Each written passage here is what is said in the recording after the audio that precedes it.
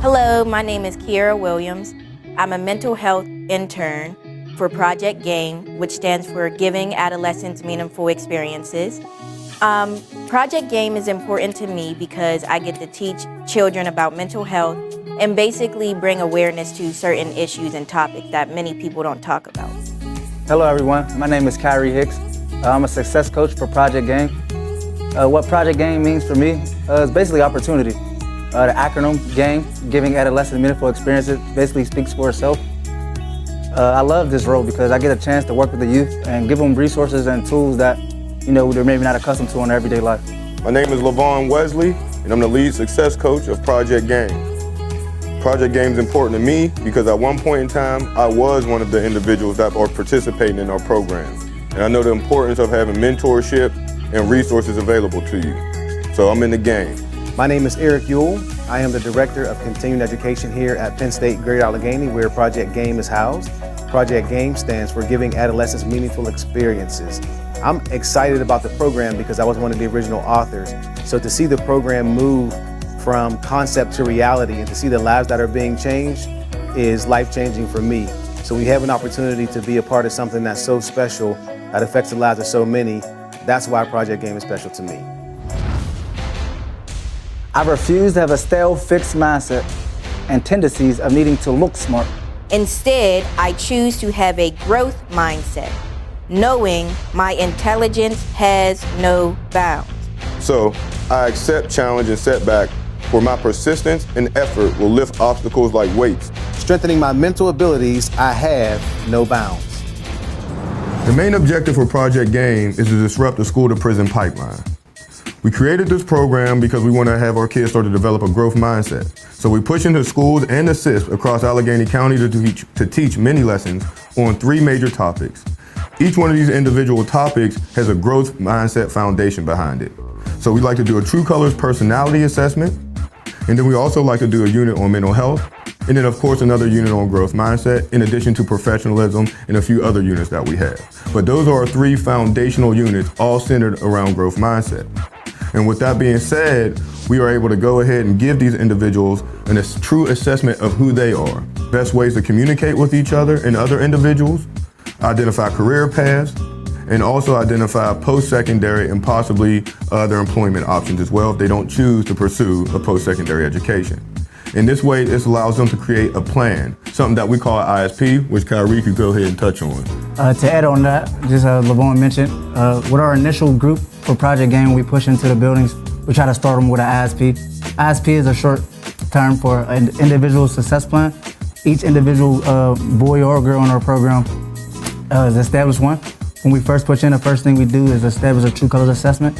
A True Colors assessment is basically just us understanding each individual and finding better ways to communicate with them. Moving on from there, I like to establish SMART goals. So yeah, basically what SMART goals is we're establishing actionables, and we have to accomplish them in a timely manner. What I mean by actionables is we like to put steps in place to ensure that we accomplish the goals we want to get done. In addition to the SMART goals, we're able to establish career paths based off the True Colors assessment that we established with these individuals. Absolutely, Kyrie. So like he said, with those results from the True Colors personality assessment, we are able to identify what careers best match our kids' temperaments and their communication skills. So we're able to go ahead and create a success map, and that's the purpose of this individual success plan, is to give them something tangible that they can take with them and identify careers that they're interested in, the best ways to communicate with them and others, and also create goals that allow them to grow. And when Kyrie mentioned the actionables and in a timely manner, what we do is make sure we put a date on every goal. So that way we identify if we're moving as we should on target, or if we need to make some adjustments and pivot for these young men. In addition to that, like I said, we also do the mental health aspect, which is cognitive behavioral therapy. We were fortunate enough to have an intern, Kiera, that helps us out with developing these lessons. She's actually getting her master's in biobehavioral studies. And with that being said, we were able to go ahead and create lessons that are surrounded around anxiety, PTSD, and the many other issues that our kids suffer with. And we're able to provide them with coping strategies and also resources to take home, such as phone numbers and hotlines to call if they need to get in contact with anyone, and also websites and also hardcore papers that they can take that has different coping strategies that can help them out if they're dealing with something such as anxiety, that can help them bring themselves down and calm themselves temporarily. And don't forget, we always try to incorporate growth mindset in every lesson we do. I always leave the boy with a quote like this: your current situation is not your final destination. Absolutely. And for more information on Project GAIN and Penn State Greater Allegheny, feel free to get in contact with us by visiting our website, which will show for you at the bottom of the screen, and as well as emailing myself or Kyrie, which information will be available to you as well. Thank you.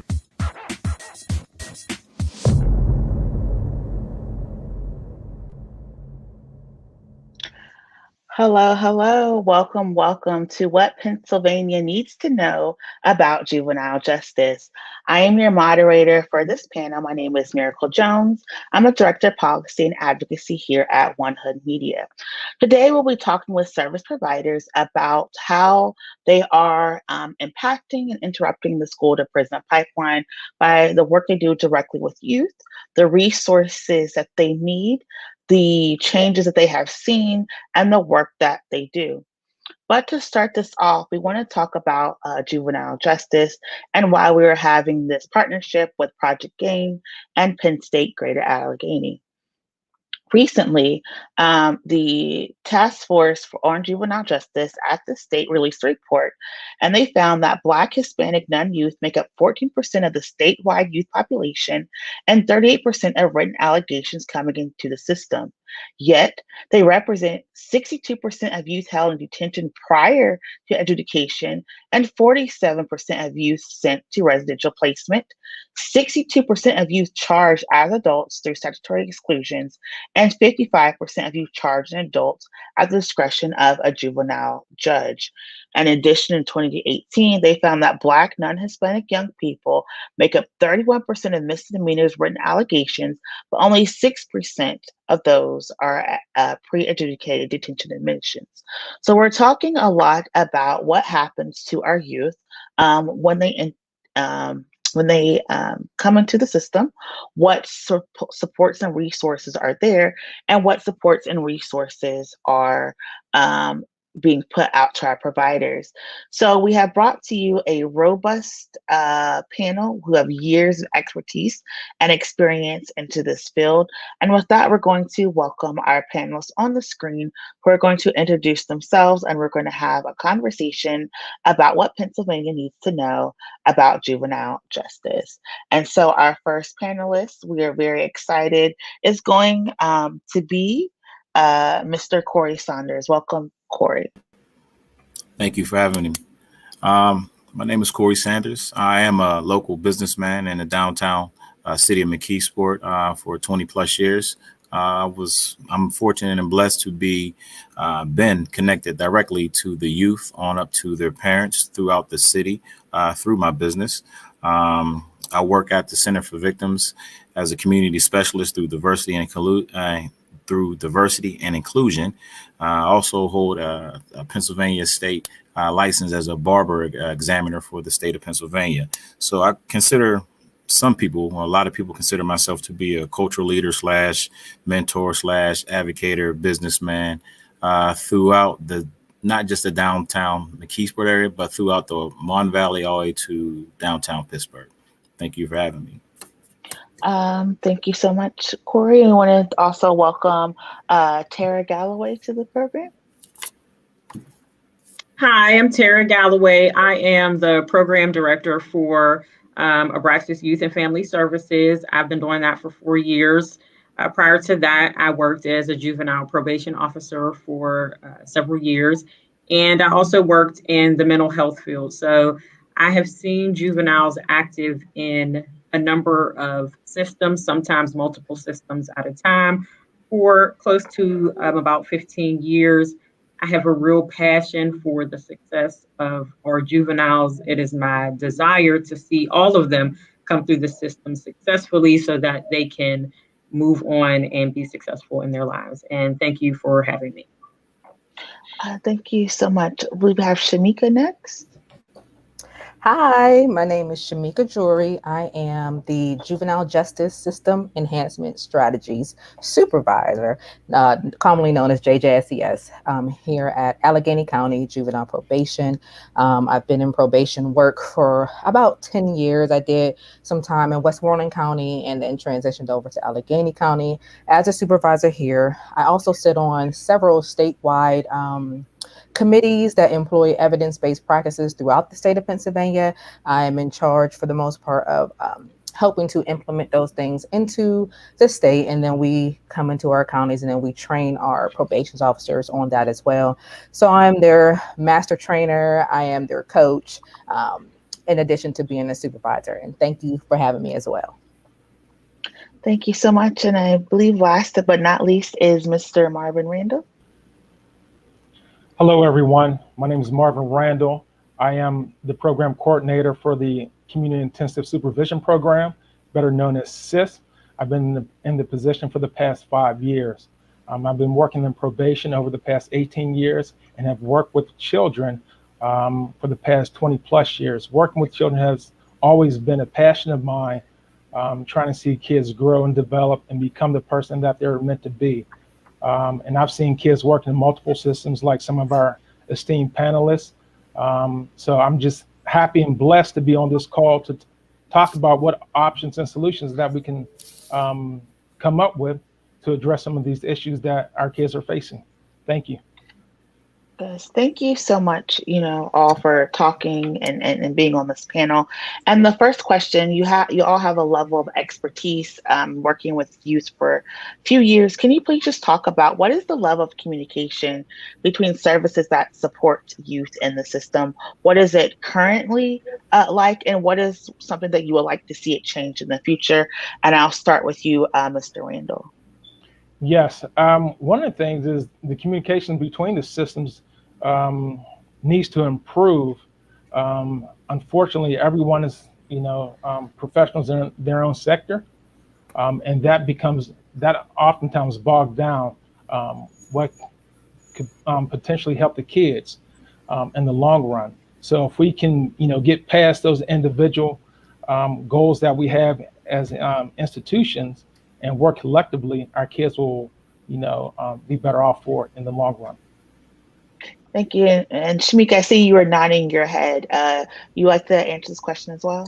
Yes, my particular unit does front end risk assessments on kids as soon as the allegations come into the county.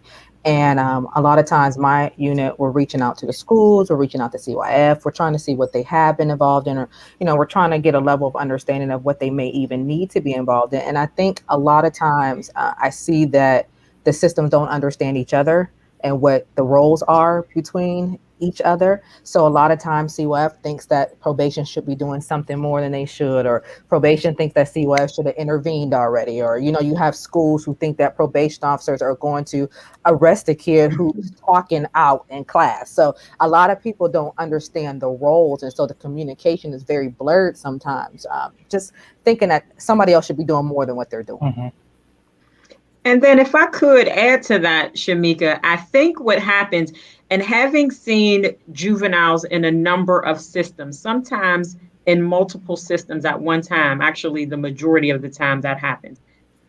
While the communication over the years has gotten better, it has also gotten louder. And by that, I mean, if I am the mental health therapist, my agenda is to meet mental health. So even though I may be talking to you as the probation officer, what you're saying, I'm hearing, but that's not my goal. So instead of us all getting on the same page, we all think the task that we have is the most important and everything else can take a back seat. But what happens is that tends to bog down a juvenile. And then they feel that everything is insurmountable because I have my mental health therapist telling me to do this, which is in direct contrast to what my probation officer is telling me to do this, which is in direct contrast to what my case manager is telling me to do this, which is in direct, it bogs them down because we can't sit down together and come up with a plan to say, how can we do these things collectively so that they feel they can meet these goals? They talked at the beginning in the video about SMART goals.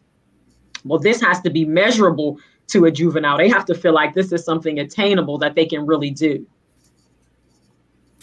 And let me add, everything you guys said was good, but it's all about how can we not just change the system, how do we modify it? And what I mean by that is being a part. I've been on both sides of the track, so I see things totally deeper and more vividly. And working at the Center for Victims, it allowed me to understand that everybody is being victimized in some way or some fashion. It's just all how the verbiage, how we label it and what lane we put it into. And then speaking on all the people that you were talking about, you have to have a lot of people at the table that knows how to understand when to deal with a situation. When is it criminal and when is it care?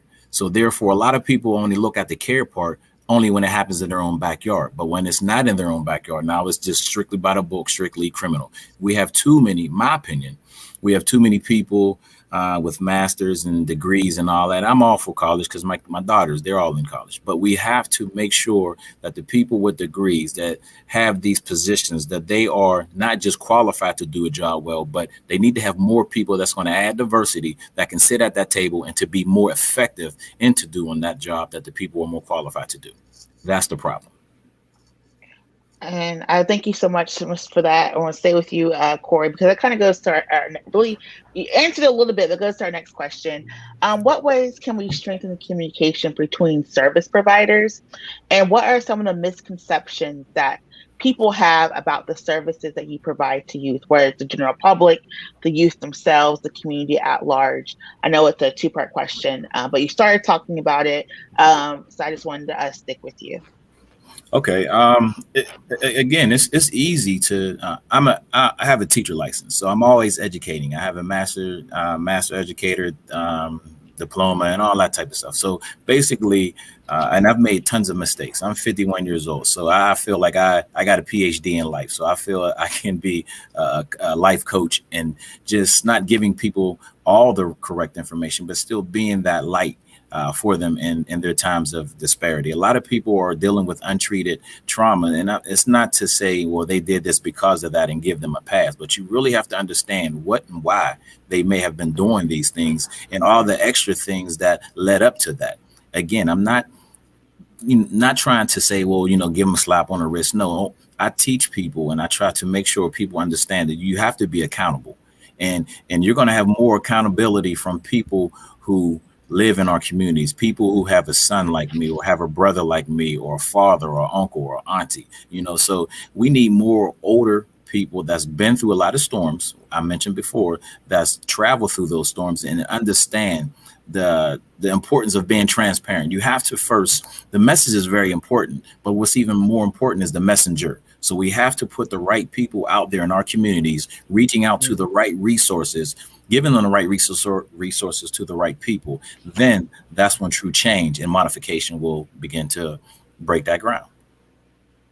And I see you, Thera, you're nodding your head. The PhD in life, I think, got us a lot of us yes. attention. But what say you?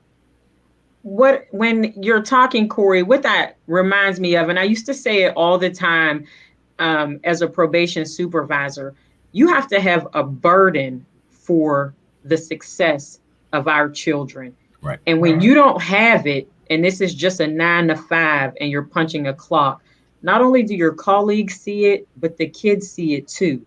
And if you're not invested in the success, it shows. And I think your level of communication shows how invested you are. At the end of the day, that's what I used to always say to my kids. This time, this mistake, this is a dot on the timeline of your life. It was a whole bunch before it, and there will be a whole lot to come after it. How do we get you from that dot to whatever the next part of your life is? And you have to be in a servant role. You have to be willing to get in the trenches and help. And if everybody that comes to the table feels that way, then you have success. And for the second part of your question, it's really hard to get minorities to buy into this idea of mental health and trauma. Many times I would say to families, I really think we should put in grief counseling. Ain't nothing wrong with her. She fine. We're not. And there's nothing wrong with mental health services. There's nothing wrong with drug and alcohol treatment. And we have to get past, as a community, the stigma of those things. We need help. And it's okay to need help. We don't have to have all the answers in and of our own being all the time.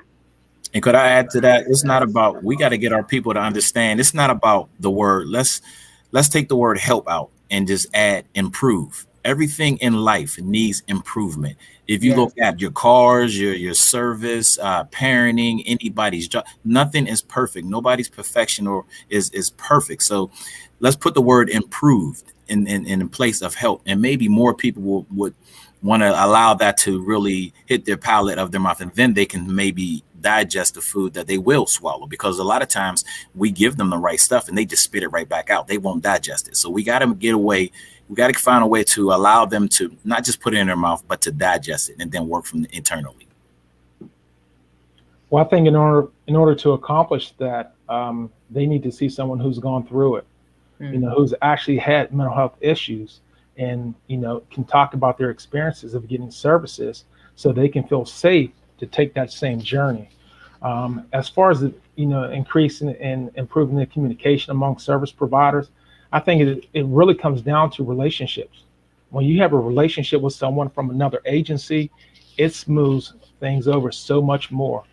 Yes. And then to add to what Thera said, as far as being invested, that not only shows through the people that you're trying to work with, but the people that you're working alongside of. So people will move away from you when you're not invested.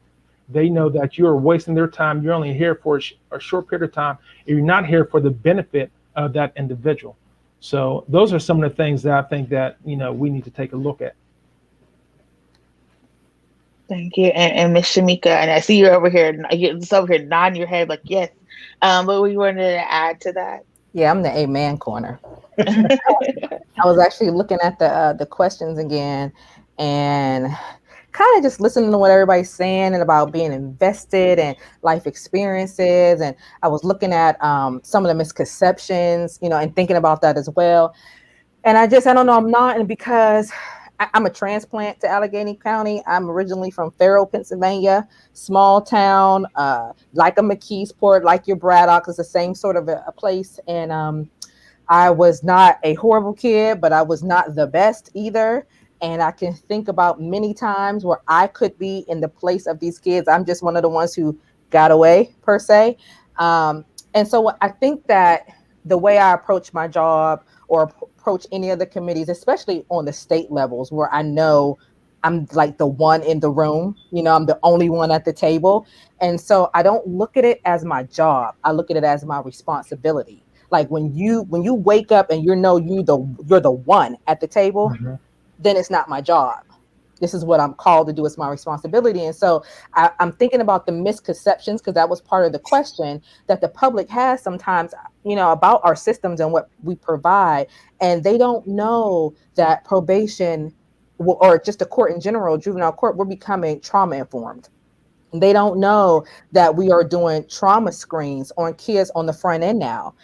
We're doing our risk assessment because we're looking at the system and we're trying not to penetrate your kid in the system any further, but trying to divert them. So if I can do this risk assessment and see this is a low risk kids are usually self-correcting. So they may not need to be in the CISP or, in this program. How can we keep them away from that pipeline, if you will? How can we do that? They don't know sometimes that, right now, our big thing in my unit is protective factors, which are the strengths of the kid. What are the things that the kid does well? Does he have grit? Is he resilient? And if I have that, how can I use that to move this kid along and to find better ways and meanings? But when you're on the outside looking in, especially in our community, and I don't blame my people. I don't blame them for the things that we've seen and we've experienced. But if you don't have a great experience, you'll think probation and the justice system is about, I'm taking your kid, I'm locking him up, he's going to be there forever. The judge doesn't care about him, or probation is just here to do checks. But there's so many things now that we're evolving to try to develop your child, but also protect the community. Can I do that in tandem? Sometimes, no. but there are a lot of times where we can't, and we're trying. So I think that's part of the misconception. There are people here who see this as a responsibility and not just a job. Thank you for that. And sticking with you, because you brought up the risk assessments, and I'm wondering, since you're seeing the kids at your office sees the kids at the very beginning, what are some of the things that you're seeing that are causing specifically like recidivism right now, even pre or post COVID, if there's a difference? What are some of the reasons that you're seeing that kids are coming back into the system? And what are some of the things, in addition to the trauma-informed education that your office is taking, that the government is doing to address some of these issues for these youth? Okay, so when our kids come in, we do what's called a youth level of service assessment, and we're looking at any prior and current offenses. We're looking at how they did with that. Did they complete probation? Did they get off? Or they, are they back? Is this a first time offense? We're looking at their family life. We're looking at how they behave in the home. Do they listen to their parents? Are they doing their chores? Are they is there supervision for these kids when they're at the house? We're looking at their peers. Who are they hanging with? Their substance abuse history. We're looking at their attitudes towards life, their attitudes towards victims, each other, the community as a whole. We're not necessarily looking at the offense that happened that brought them in, just their overall view of life. Trying to think what else is in there. We look at their leisure activities. How involved are they? Are they in organized sports? Are they in pickup games? Are they, within the community? And then it shoots out a score once we put all that in. We also look at what we call responsivity factors. Those are the things that almost stand in a way of a child being successful. So if you have a kid who has trauma and that comes out, this is what happened to me. When I pass this along to a probation officer later and they see my assessment, they're going to know this kid has this sort of traumatic experience. I may not want to involve him in this. For instance, like maybe I had a kid years ago who somebody grabbed her from behind and assaulted her. So she was at the time one of my probation kids, and she was just telling me the story, and she went off in a placement because somebody grabbed her from behind. Well, had you have read her risk assessment, that placement would have known this is not you don't want to approach her that way. So we try to bring all of those things together so we have this this holistic report on this kid, so that whether it's probation or the service providers that we contract with, we send this information out to them so they have the general background on this kid. Now, I cannot say what risk factors I see commonly that bring the kids back, because once the assessment leaves me, then I don't even see it anymore. They go into probation or they go on whatever the diversion or whatever it is. So I don't see it unless it comes back. But I will tell you that they say the top, we call them criminogenic needs for these kids, are their attitudes, their personality, their family, and their peers. Those are usually the top criminogenic needs that, if they're high in those areas, will cause a kid to recidivate if they're going to do it.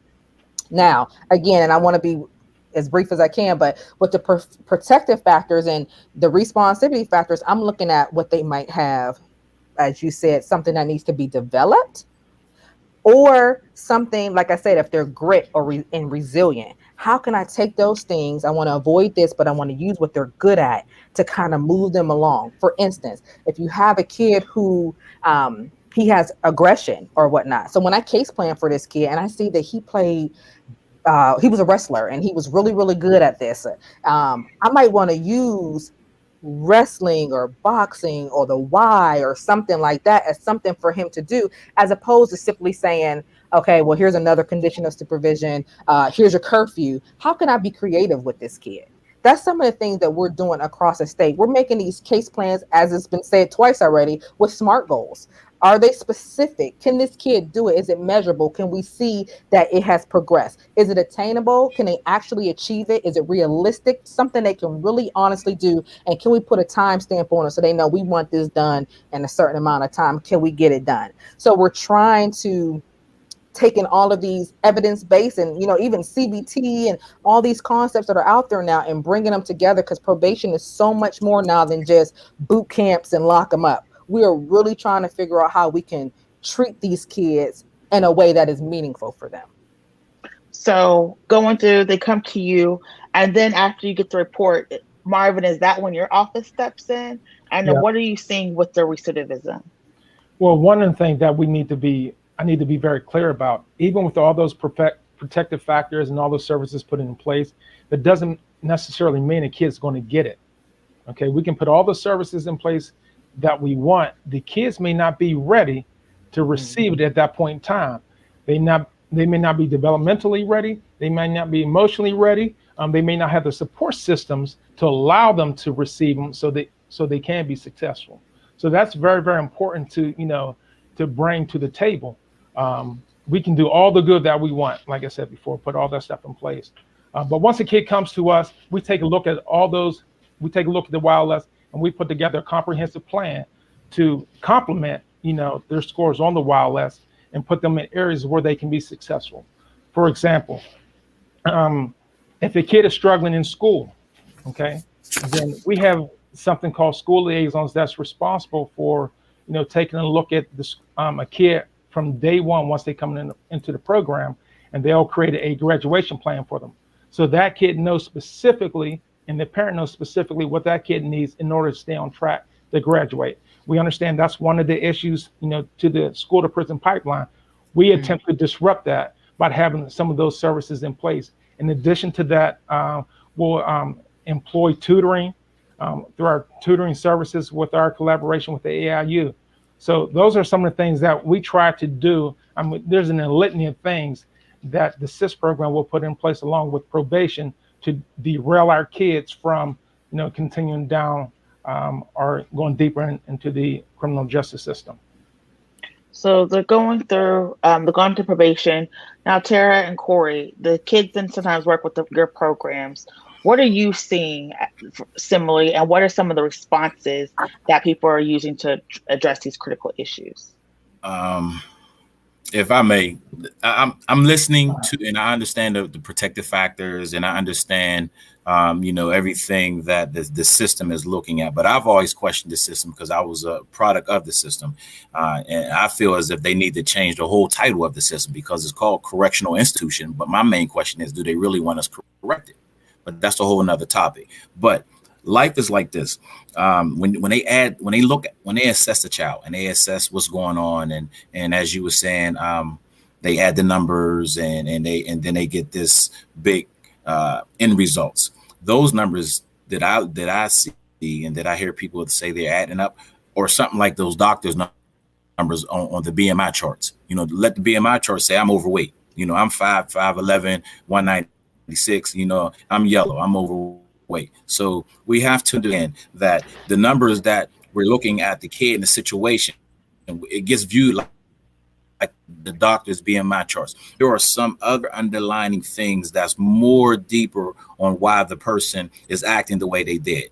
Now, granted, there's bad apples and everything. It might be that they might be reacting because, and I've had a few bad parole officers or bad probation officers, and they just keep putting that negativity in your head, saying you're going to be back, you're never going to do this, you're going to be just like your brother, your uncle, and this and that. So guess what? You get tired of hearing that. If you keep hitting steel in the same spot with the same amount of force, it will bend at some point. They don't have the proper, 12-step program when a person is coming from prison or from probation or off probations, where you can have a resource where you can really sit next to somebody that you feel understand the crowd. I'm not saying that the system is all wrong, but again, it needs improved. It needs more people added to make the whole system. Like to hear the word change. So let's modify something. Okay, let's calibrate something, because apparently it's moving too far to the left or too far to the right on certain people, Black and brown people, particularly people in prison. A lot of parole officers and probation officers, when you come home, they still hold you accountable. They still judge you. You've made X, Y, and Z, and now you're home on probation. They feel that the judge didn't give you enough time. So there are a lot of different layers on why and how a person relapse, far as lash out or end up back in the system. And it's quite easy to return back to the system. There are multiple things that a person can do that a probation officer or parole officer can put them back in just because it's so easy. You can have a girlfriend and she mad at you because you was whispering in another girl's ear, and she can go tell the probation officer, he hit me or he did this, or vice versa. And the probation officer will be just like that, just send you right back without evaluating everything. They rather evaluate it. Once they send you back, give you a 6-month hit, then start you all over again and take your street time. This is why so many people stay in the system like this. And this is why I try my best to help a person to expunge and pardon their mistakes after they take it serious on just getting life together again. So there's many levels of why and how, but again, you have to have a group of people like us mixed in with some other people that may be qualified and certified to assist to get the job done effectively and well. And can I add to that on the recidivism, because I'll never forget this. Again, I was with the CISP for almost 10 years, and that's probably why the Hill will always have a special place in my heart. But I had a juvenile who, because I used to be a master trainer with MI and the YLS, I had a juvenile who was a 5. And if you know the YLS, you know that's a low score. He was a 5, but he ended up coming to me. The system has evolved since then. He ended up coming to me, and I had begged his mom, actually. I said, can I please send him to placement? Because if I don't, he's going to die. And she said, this is my first time having him back. He just came out of placement. Please, Miss Thera, let me try. I'll do everything. I'll walk him to school. I'll do this. I'll do that. And she was walking him to school, and he got shot in the head and he died. And he was a low. And I still talk to her to this day. But I say that to say, a lot of people look at the system and what the system can do to stop recidivism. But sometimes it's the very people who don't allow you to forget what you used to be. And it's very difficult for you to say to a family with limited resources, I need you to get up and move so your baby can be safe. That's not realistic. And so what happens is when they're done with the system, or when they reach a point where they've made it to the CISP, which is community-based, there's no net for them. There's no level of protection to shield them from the world. And so if the world hasn't forgotten, it doesn't matter that he was trying to improve and was doing the best he could do, going to school every day.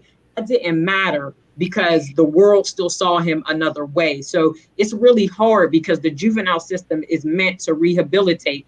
But if you put 1 million services in place, and then when the kid is off of probation, you take them back, he's in the same situation he was in before he got here. And that's what happens, just like the service that I provide. It's community service, and we set them up with community service in their community. But if they have 25 hours of community service, when it's over, guess what? It's over. So if they love going to that place, if they love serving lunches to kids after school, when it's over, it's over. So we put all these services in, and then when the judge closes your case, it's like, you're done. And that's a huge problem because we give it to them and then we take it back. And that's where the disconnect is, because something needs to be there to stay. You can't just give somebody 7 services and then all at once take them back. Those need to be gradual things, and some of them need to stay because they need them. Just because they no longer recidivate doesn't mean they no longer need a service. Facts. And I think that a lot of times we forget that even like physical therapy, people are on that for years, and then you still have to come back for your checkups and like 6 months to 2 years. But when you're cutting kids off, and also sometimes the support of their families, you even make them worse because now they have a negative association with all the positive things that they've just done. And so I know you were talking a little bit about leaving placement, and I want to stay with you and even go back to you, Corry, because you work for the Center for Victims. What are we doing community-wise to engage stuff in holistic ways, right? Because you're talking about people. Sometimes people don't forget, and sometimes it's the victims and the people who were harmed and their family and friends who don't forget. And we also have to bring up the fact that with juveniles, they have the right to privacy in all of the systems. And so you can't really publicize, oh, they did 20 hours of therapy today. They had this breakthrough, because they're juveniles, and their privacy is even more sacred and held in certain situations. And so how can we engage the community in a holistic way? And what are some of the barriers, outside of this veil of privacy that's kind of preventing that from happening? Well, I do think, speaking about the CISP, I do think when they're in the community, because when juveniles go to the CISP, and again, that's not every juvenile. CISP is community intensive supervision. So these are kids that the court deems needs intensive supervision. They do community service in their community. I have seen kids doing community service at a church, and they later join that church. That is wonderful. They get their families out. I have seen them go to community days, and from that turns into a job. That turns into a trade. That turns into, we used to always use the boxing gym downtown. It turns into them going into boxing, even once they're gone. But the point is, we have to get them involved in services that are not court ordered. Don't just put in a court ordered drug and alcohol, because soon as the judge signs the case closed, it's over. Put in drug and alcohol, not court drug. Put in drug and alcohol. Don't just put in court order community service, put in community service. When kids feel like they belong to something, like they matter, then they begin to behave in that way, like they matter, like someone is invested in them. And I think the barriers around that are just that community, specifically during the pandemic. I mean, there was no community service to be found. You couldn't find it under a rock. I mean, specifically, community service is dying. I mean, we had the Boys and Girls Club in Duquesne. They stopped taking the kids. So the communities are drying up with those opportunities. And it's unfortunate, because that leaves idle hands. And when you leave idle hands to figure out what they're going to do with their time, they don't always make the right decisions. You're right. Work teaching at the barber school of Pittsburgh, and again, back to my barbershop. I've seen both of you guys, both of your organizations bring the youth down. That they toured the barber school about 2 times when I was there. Also seen CIS do good community work with the kids. But the key to that, to add on, is to outside of just the walls. Inside the walls, you have to go outside the walls. So connecting, my opinion is, if we can be able to connect to a family member or an elder that youth looks up to beyond the CIS and beyond once they leave the CIS, and once they leave, if you can connect to that person, connect it to the youth, and then collectively together help and grow both of them as one, intertwine them, you'll have a more stronger foundation, because every son looks up to a dad or an uncle that's his superhero. They want their dad or their uncle or their grandfather to be their all in all. Yeah, it's fine if another Black man can step in and play that role, but they would love to have maybe daddy get stuff straight, or uncle or aunt. They would love to see that. So if we can help them, and I said that so many times, but it's so important. If we can help someone that's connected to them, that right there will kill, well, I ain't gonna say kill 2 birds with 1 stone, but that will help 2 different projects at one time. And that will that will be the life preserver over that child, for one. And the other thing is family. We grew up with family. So family, I'm a very family orientated person. And we can teach the person that they're looking up to speak and emulate and say the things that we're saying to them, and then it's going to impact to them better because my dad said it, or my uncle said it, or my grandfather said it. So sometimes we have to look beyond the child and reach out to the next closest thing to the child when the child is not in our programs. And I'm gonna come to the amen corner. I saw you come off mute. It's like you had something to say. So Ms. Shamekka, go ahead. Go ahead. Yeah, I was writing down. So I wanted to say that prior to Allegheny, I was at Westmoreland County as a probation officer, and they have something there that's called the Youth Commission. And the youth commission is separate from court. The court made it, but it operates independently. And it is within each individual area. The barbers, the doctors, the corner store guy, the grandmas, like anybody can volunteer to be a part of these little groups. In these groups, a kid can be assigned to these people, and they help them while they're involved with the court, and then even after, they kind of still stay around him. If they want him to do community service, they are actually the ones who tell the judge, like, we want him to do community service, and then they follow through and make sure he does it, and they meet the kid at the local, whatever, to have lunch or whatever. So there are things that are out there, and I was hearing you talk about the family, and I have two things to say about the family. Number one, guess what? Probation, we're doing family stuff. Like we got family guys. We're trying to guide these families too as well. Everything you're saying is true. I just don't know that people know that we're doing it. And I feel like community wise, like I have a 17-year-old, I have a 13-year-old, both boys, and then I have a 16-year-old. And my 17-year-old he can be something else, boy, sometimes. And I found myself sitting in the magistrate one time because he got in a fight. I didn't know what I was going to do with myself, but I held him accountable as his mother, so there were some things that as a probation officer I could say to him, but it didn't matter. I didn't know what I was talking about. Dad works at a juvenile placement facility. Mom's been a PO forever. We don't know anything. But as his mother, outside of him ever stepping into the court system, I held him accountable.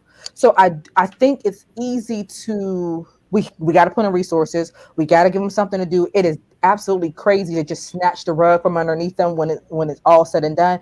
But as far as the community is concerned, we have responsibility, family and non-blood family within our community, to hold our kids accountable. Because I promise, if they're going to commit crimes, the system is waiting for them. Right. For whatever, whether it is something they fell into, they made a bad choice, something they thought out completely, it is waiting for you. So we have to, at some point in time, we can't always point a finger. We have to take responsibility for our community, our children, our nieces, our nephews, our neighbors, and say, okay, this is what we're going to do about it as well, because we know how this can turn out. I often tell my family and friends, especially with all the things that have happened within the last year and the different protests and things like that, people don't understand sometimes what it is to be Black and blue.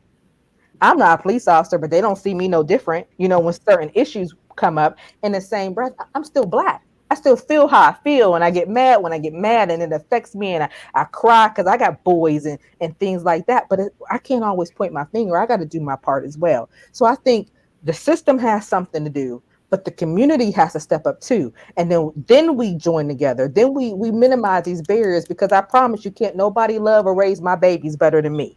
You're right. So we all have to, we got to stop I keep saying, like, I do not want to say that I don't understand my people, because I promise you I do. I understand the reservation. I understand the mistrust. Like, I understand all of that. But I also look at these moms sometimes who tell me, like, well, my son smokes weed and I kind of let him because he do calm down. Like the parents who are letting their kids do the absolute most. But then, the system, they took my baby, and I'm sitting there going, I just interviewed you, so I know what you said that you allow them to do. We all have a responsibility. Exactly. What I wanted to add was, Corey, you talked about commitment. Connections, whether that be in the family or the community. But with connections comes commitment. And with that commitment comes time. And you have to have people willing to stand in, to be there. And oftentimes, even family members aren't willing to do that. Yeah. And not until a kid gets put into a situation such as probation or the SIS program that you have people, in those positions. And that's one of the misconceptions of the SIS program and probation in general with, really good probation officers, is that they think we're here to lock kids up. And that's the furthest from the truth. This is a calling for most of us, and we want to keep people on the right path.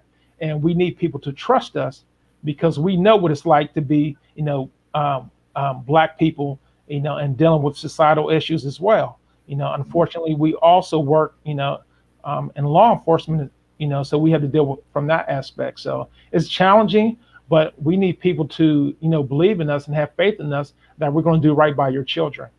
Yeah, we need to get back to where it's okay to, if I see your son or your daughter, let's say down at the shop or in the street, and they do something wrong, we as Black parents, it should be okay for me to correct your child. If I see your child doing something and I correct your child just the same way I would correct mine. Now I ain't gonna pop them upside the head and do but I'll verbally, yes, they're gonna get that. Okay, and so because we have to make them understand, help them see how vicious the system can be. Yes, it's created to lock you up, but it's also created to correct you. But in the midst of the storm, you're going to feel and you're going to witness and you're going to see some things. I've seen guys go through the system and come out worse off than when they went in, only because of the things that they personally went through. I've been in the 5 maximum penitentiaries at the age of 20. I got a ton of stories, but see, I had family. I had a grandfather. I had a mother. I had a strong foundation. I had a good pastor. They kept me mentally grounded. So I had something to prove to myself. So this is why I'm so compassionate on the things that I do for the people throughout the city. I first want to hold you accountable. I don't want to waste your time. I don't want you to waste my time, because life is too short and it's too precious. Now, either you're going to want to do it or you're not. When you're ready to do it, come to me. But just pray to God that tomorrow's not promised, that you get a second chance. Everybody do not get a second chance. So we have to stress how vicious the system can be. I'm not trying to scare you straight. I'm just going to give you real factual stories of what I've witnessed. Not something that I read. I'm not a big book reader, but I'm telling you something that I've seen and I've witnessed. And so, again, we just have to make sure that message gets directed to these youth by the proper person. Again, the message is very important, but it's even more important that the right messenger deliver that message. And I think it's very important now, and that to kind of wrap up, for some of our youth who are at that situation where they may have made mistakes, intentionally have made mistakes. People out here, right? It's summer, people bored, people angry, things are happening. If they want to reach out for help, if they want to reach out for assistance, I know Corry said they can reach out to you at the Center for Victims, but what are some places that people can go? We were looking at, these shootings, we're looking at an increase in violence, but a lot of times people say they're afraid of our youth. And so they close the doors when people need help. So what are some resources that you have to share with youth, to share with families who their young ones are ready to receive the help? I can answer that first. A lot of people come to, and I've always said, in order to rebuild our community, we have to first rebuild individuals one by one. And every community has a barbershop that's a cornerstone. Every community has a church that's a cornerstone, has an outreach program that's a cornerstone, has a coach that's a cornerstone, has an uncle, just any person that's a pillar to the community. Me personally, a lot of people, they know it's very easy to come see me at my barbershop, not just the Center for Victims. I'm very transparent. All my kids play sports. They see me throughout the community. But my main biblical cord to the community and to the city hall connection is through my barbershop. And I know there's a lot of other barbershops that are set up just like mine. And so now they feel more comfortable to come and sit in my office in the back of the barbershop, whether it's during hours of opening or closing, and they can vent to me. And then I can do my best to be that third rail in a train track that they feel that they got derailed on. So I can actually help connect and resource them to the right places to go, whether it's with you, Marv, or whether it's with anybody else on the panel. I've been blessed to know a lot of different people on the other side, far as through the justice system, through, state reps and senators and whatnot. So it's my duty to make sure I can help another person do 100 yards, maybe in 50 sometimes. All the time it won't get done in 50, but still, and yet I'm going to give you my all in all. But again, I'm going to hold you accountable. So if you did something wrong, best and believe, I hope you have thick skin. I'm going to call you out on it. But I'm also going to show you how you can fix it. I'm also going to show you how you can get a second chance and get up just because you failed. Your failure is not your destiny. And so that's what I do. And it's like that throughout all of the community, I can bet. Yeah, I was going to say, just to piggyback off of that, a lot of the local churches, and I can't speak for all of the neighborhoods, but I am very grateful to the ones that still have the family support centers. I know I'm from Clairton. The one in Clairton is still very active. The one in Hazelwood is still very active, along with the Hazelwood Initiative. So every community, I know some of the family support centers are closing. I know some of the Boys and Girls Clubs are closing, but in different parts of the cities, there are places like Rames Rec comes to mind. There are places where you can go when you want to get help, when you want activities for your kids, when you're looking for direction, when you're looking for something to ground them to the community. There are places in the communities. Yes, my church, Mount Eric, does. The community centers never shut down through the whole pandemic. Their Pastor Curtis has always been a vital connection to not just the community in the East Liberty area, but wherever. If you had a vehicle, if he was able to make it there, if he was able to pick the phone up and call and say you need help, you know, the whole slogan of Mount Eric is the ministry to care. So they always, and me being an ordained deacon there, so I have many hats that I wear, but it depends on what community that I'm entering and what issue I need to address. Depends on what hat I'm going to throw on. I was going to say, historically, that's always been, a place of refuge for us, for Black and brown peoples to go to their, local churches and yes. whatnot. And so that's something that we need to subscribe and get back to. Yes. And too often that we've moved away from the churches, based off of, their teachings, or, maybe we've had a bad experience, but really, if we wanted to remain grounded and get the help, because that's love there, you can go there unconditionally and people will be there to support you. So that would be the first place I would tell people to take a look at, if they're looking for services, looking for help, in addition to the barbershop, would be to go to the local churches because they have people who are there, all the time, who's looking to help people. That's part of their ministry, is to reach out to the community. Yes. And for the youth, I would say they're rec leagues. You have coaches standing there, as father figures and mentors yes. and whatnot. Those, and they have the ear of the youth. So yes. whether it's the midget football leagues, the basketball leagues, not so much baseball anymore, but some of those leagues, you have some really good people standing in and upright citizens in charge of our youth. Yeah. And then you got to be able, you can't be scared to go to the troubled areas neither. Just because you hear shootings over there, that's where you need to go.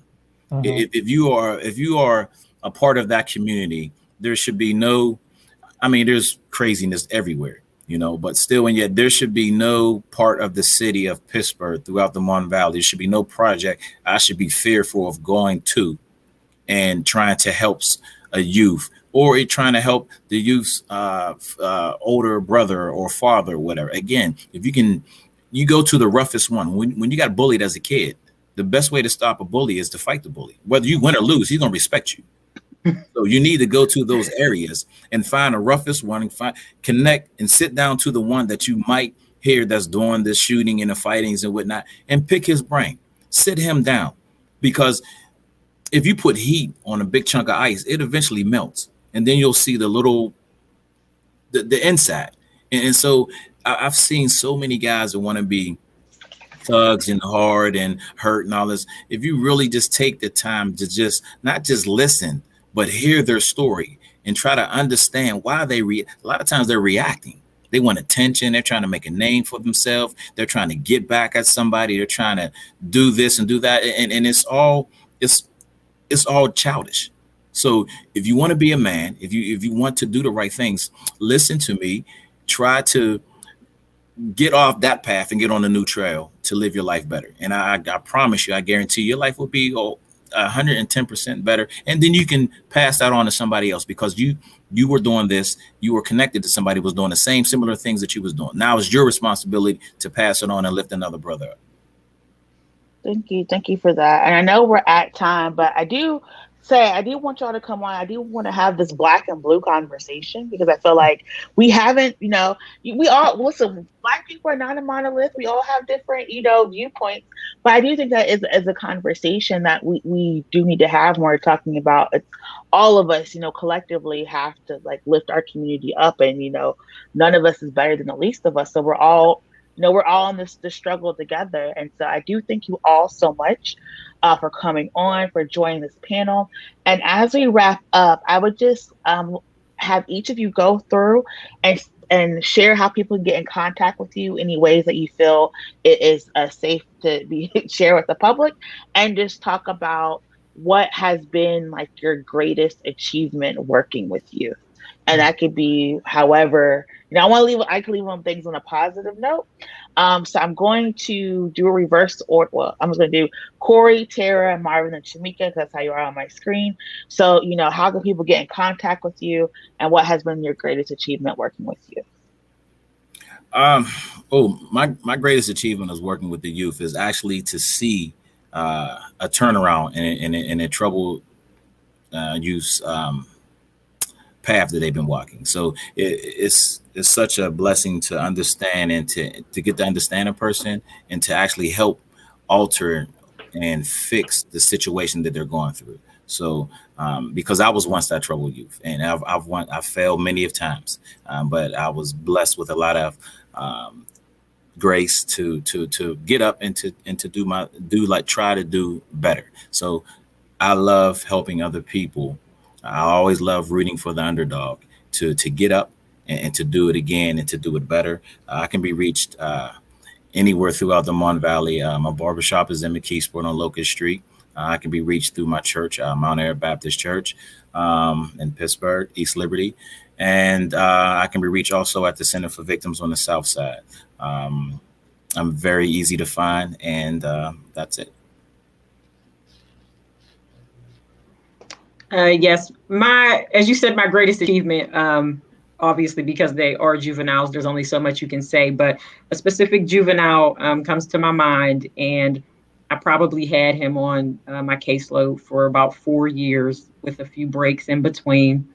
And I ran into him maybe about 8 months ago, and he had finished the trade to be a roofer, and he had his second daughter on the way. It was very nice to talk to him, to see the success that his life has turned into, how much he is there for his mother and is an active father in his children's life, even though his father was not active in his life. So that would be the biggest success story. And everyone in probation or in law enforcement or working with kids on probation, they live for those success stories. So that would be the biggest success.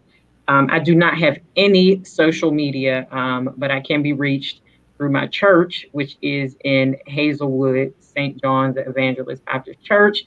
I can also be reached via email. I did put it in the private chat, so it will probably be listed, but it is po.tlg802@gmail.com. And thank you for listening in.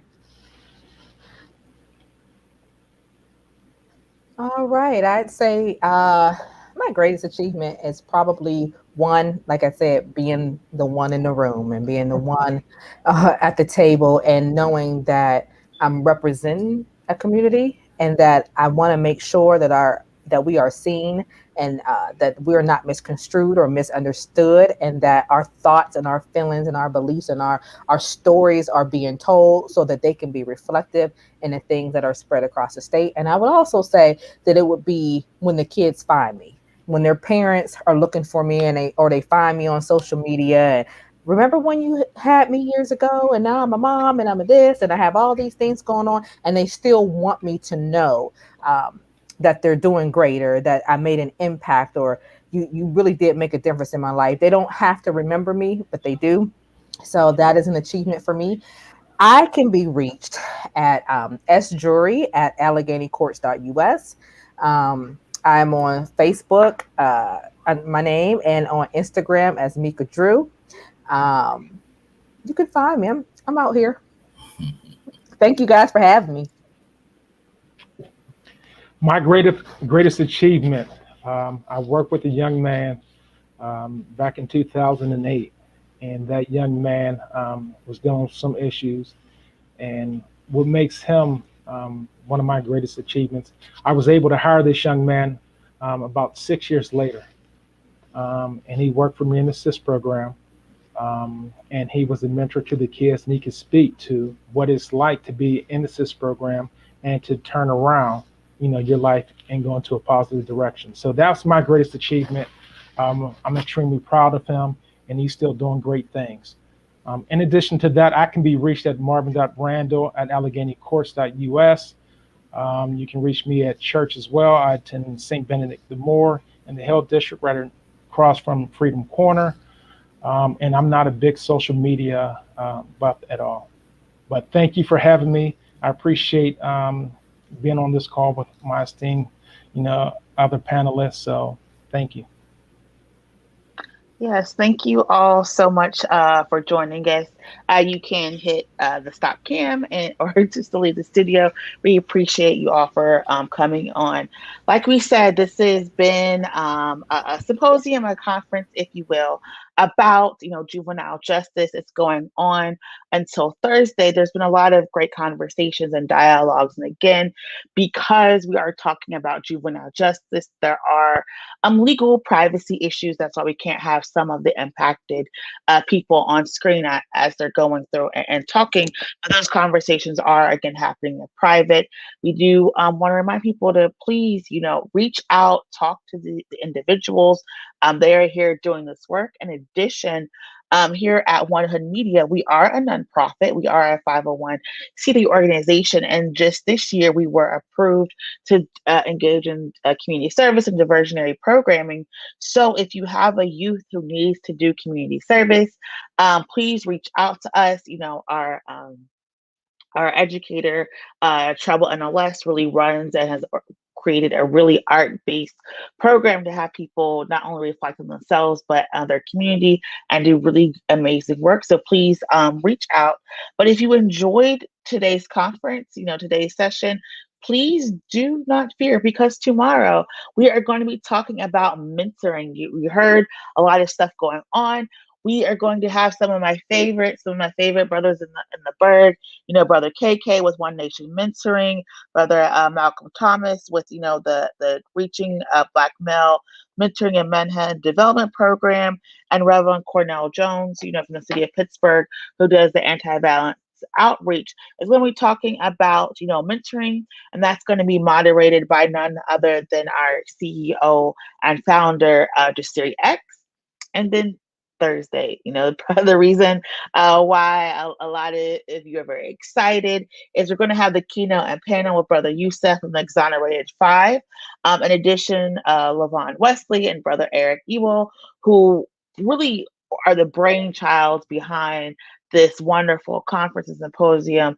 We're going to be having this keynote and panel discussion about what we can do when it comes to juvenile justice to impact, the school to prison pipeline, because we are talking about, building liberated communities, starting with our youth, understanding that where they start doesn't have to be where they finish. And we want people to get involved. We want these community-based programs so that we can have our families and our communities fully restored.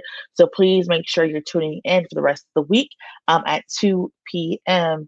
Right here on our Facebook and YouTube pages here at One Hood Media. Thank you so much for Project Game.